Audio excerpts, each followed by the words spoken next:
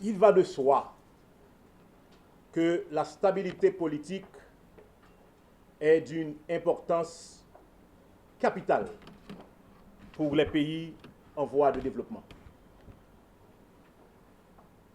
À l'inverse, l'instabilité politique constitue une gangrène pour la santé économique de ces pays en ayant des effets néfastes sur les activités économiques,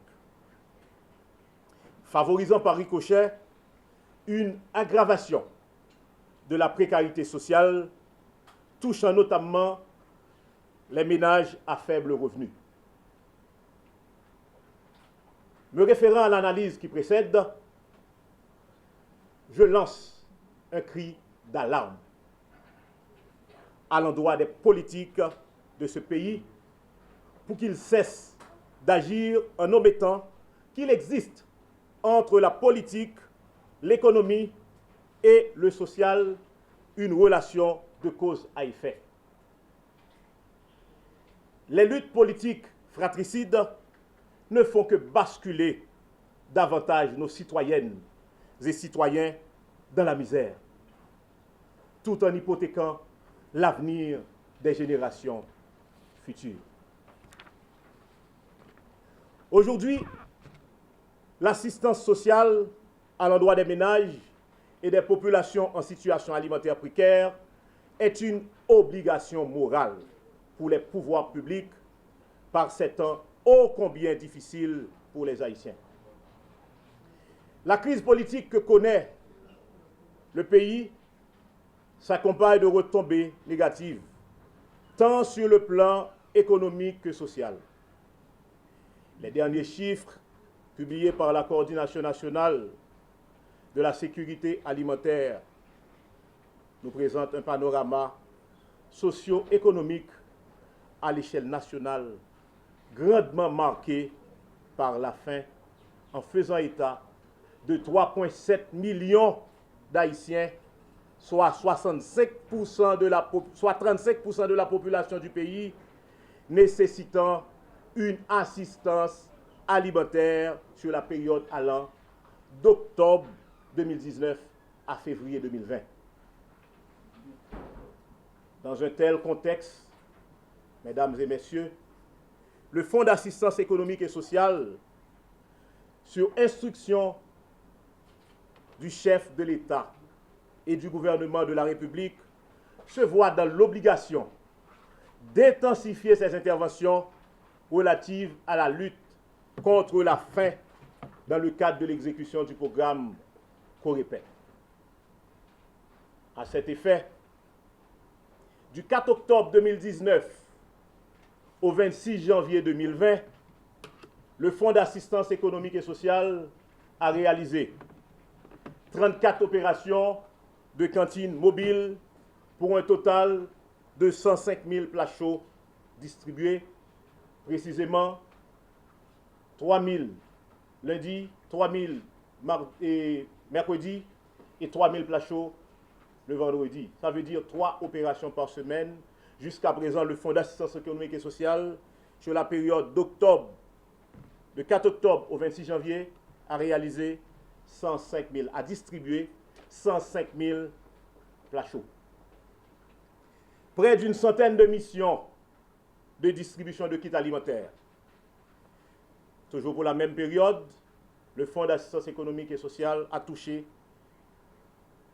365 577 bénéficiaires directs. Est un don de 2200 tonnes de riz.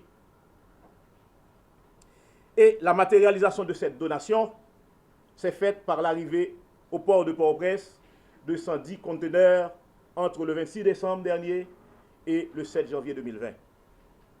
Suite à l'accomplissement des formalités de dédouanement, cette cérémonie est organisée ce matin pour les remercier solennellement pour ce geste de solidarité à l'endroit de la nation tout entière.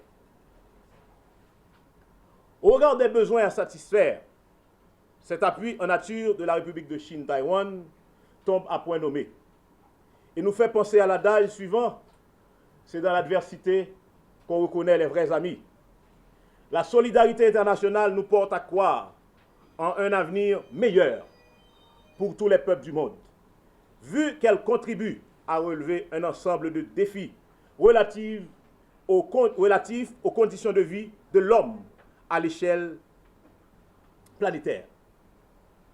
Oui, aujourd'hui, plus que jamais, notre pays a besoin du support de l'international pour adresser et résoudre les défis structurels et conjoncturels qui retardent son développement.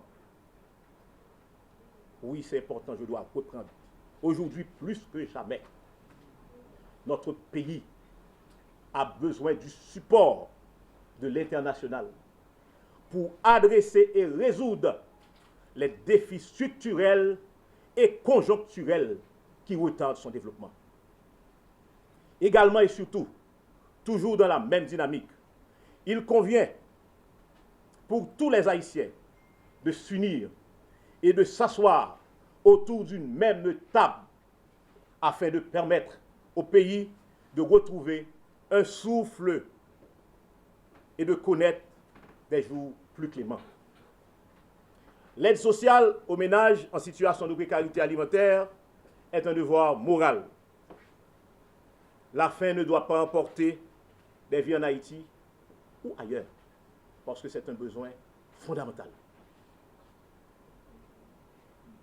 Trouver à manger, c'est un besoin fondamental. Donc la faim ne doit pas emporter, tant en Haïti qu'ailleurs, la faim ne doit pas emporter des vies humaines. Par mon organe, le peuple haïtien remercie le peuple taïwanais pour son support indéfectible dans les moments difficiles. Et au nom du chef de l'État, M. Jovenel Moïse, et en mon nom propre, je réitère mes remerciements à l'endroit de la République de Chine-Taïwan pour son soutien à l'implémentation du programme Coréper. Avec ce ton de 2200 tonnes de riz, tant un premier arrivage de Cassandon a été largement couvert par les médias il y a une dizaine de jours. Je voudrais surtout souligner, dans cette conjoncture économique mondiale difficile que traverse la République d'Haïti, le bel esprit de solidarité du gouvernement taïwanais a anticipé une augmentation de son aide alimentaire pour aider le gouvernement haïtien à répondre aux besoins humanitaires les plus pressants de couches les plus défavorisées de la population haïtienne. Je suis donc heureux de vous confirmer que les 2200 tonnes de riz sont arrivées à bon port. Le FAES est en train de faire le nécessaire pour leur entreposage et leur distribution aux familles haïtiennes les plus démunies. Le gouvernement taïwanais vient donc compléter avec ce dernier arrivage la livraison de 2200 tonnes de riz d'une valeur estimative de 9 200 000 dollars américains, inscrit au titre de l'aide alimentaire taïwanaise à la République d'Haïti pour l'année 2019. Nous avons aussi remis directement au gouvernement haïtien 3 000 tonnes et 6 200 tonnes ont été distribuées à travers les organisations non gouvernementales œuvrant en Haïti, telles que le Food for the Poor et la Fondation de Tchutchi. Cependant, à un moment où la question de la sécurité alimentaire est au cœur des débats internationaux, nous savons que la lutte de l'insécurité alimentaire qui a pris une grande ampleur ces derniers mois en Haïti est un défi à relever. Il y a 10 jours, en effet, le 17 janvier dernier, le Programme alimentaire mondial a continué à tirer la sonnette d'alarme pour alerter la communauté internationale sur la crise alimentaire en Haïti. En réponse à l'appel de la communauté internationale, je voudrais réitérer ici l'engagement du gouvernement taïwanais à doubler son aide alimentaire en Haïti pour l'année 2020, avec un don total de 100 000 tonnes de riz, d'une valeur estimative de 21 100 000 de dollars américains, dont 13 000 tonnes seront mises à la disposition du gouvernement haïtien et 8 100 tonnes que distribueront Food for the Poor pour Haïti et la Fondation Tzu Chi. Le gouvernement taïwanais reste particulièrement préoccupé par l'ampleur des besoins de plus en plus grandissants à satisfaire pour faire face à ce grand défi de l'insécurité alimentaire. Probablement, et beaucoup de gens diraient pourquoi Haïti, pourquoi nous continuons de recevoir de l'assistance alimentaire, de l'aide, surtout quand nous savons que Haïti est un pays que nous aimons à le répéter, essentiellement agricole. Mais écoutez, et je crois que le directeur général l'a souligné tout à l'heure, un pays essentiellement agricole, un pays qui doit être en mesure d'atteindre cette capacité, c'est-à-dire l'autosuffisance alimentaire, doit être aussi un pays politiquement stable, doit être aussi un pays qui attire des investissements étrangers. Mais quand un pays continuellement, c'est-à-dire cette instabilité politique chronique, où on ne peut pas faire appel à aucun investissement étranger sérieux, pour même investir dans le domaine de l'agriculture, et ce serait très difficile d'atteindre ce niveau-là.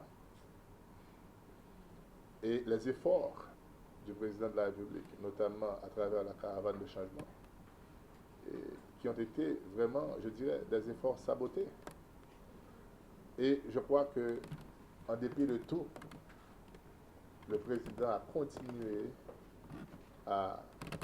continué à déployer ses efforts pour voir comment on pourrait atteindre ce niveau, notamment à travers aussi Taïwan, les différents centres semenciers, dont un a été inauguré il y a de cela une semaine dans le nord-est. Et avec ce centre semencier, cela va permettre aux agriculteurs, aux producteurs de riz, à faire un bond quand même vers l'avant. Et aussi, l'un des derniers nés, je dirais, c'est la réactivation de la banque de crédit agricole qui a été faite par le chef de l'État. Je pense qu'avec cette banque, on va pouvoir donner beaucoup plus d'accès au crédit à ces agriculteurs, à ces planteurs, et ceux qui sont intéressés dans le domaine de l'agriculture pourront certainement en bénéficier. Et si on se réfère même à une étude de la Banque centrale qui a montré qu'il y a beaucoup de filières, et si dans ces filières, il y a des investisseurs, il y a des jeunes qui souhaitent investir, des gens qui souhaitent investir dans ce domaine, il faut que la banque centrale, ou du moins la banque de crédit agricole, il faut que ces personnes, ces intéressés, puissent avoir accès à un crédit pour investir dans ce domaine. Les capacités sont là, les opportunités sont là, mais nous devons quand même les mettre en exergue et les mettre disponibles à ces concitoyens qui souhaitent investir dans ce domaine pour qu'au moins nous puissions arriver un jour à cette autosuffisance alimentaire. C'est un processus, certes, mais il faut qu'il y ait des conditions sine qua non pour y arriver.